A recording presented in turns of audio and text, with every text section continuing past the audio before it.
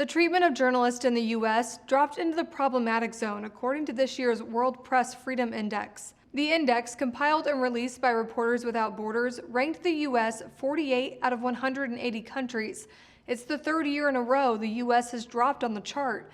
In 2018, the U.S. came in at 45, and in 2017, 43. Reporters Without Borders cites the effects of President Donald Trump's second year in office, including what it calls his notorious anti-press rhetoric for the three-point drop.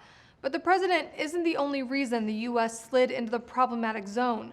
The organization says journalists in the U.S. are facing an increasingly hostile climate, including death threats and attacks like last year's deadly shooting at the Capital Gazette in Annapolis, Maryland that killed 5 staff members. President and COO of the Nonpartisan Freedom Forum Institute, Gene Polizinski, says it's important to know most journalists aren't engaged in some ideological fight with the White House. Part of this whole debate over fake news and biased reporting, that takes place around this tiny sliver of some small percentage of 1% of American journalists at the White House press corps. Reporters in most communities in America, and even bigger cities, are there to go to those boring meetings that we don't have time or any interest to go to, but on our behalf. Polizinski says it's not too late for the U.S. to move up in the ranking, but that it'll take change from newsrooms and news consumers. But I think this ranking for the United States is sort of equal parts reality and warning.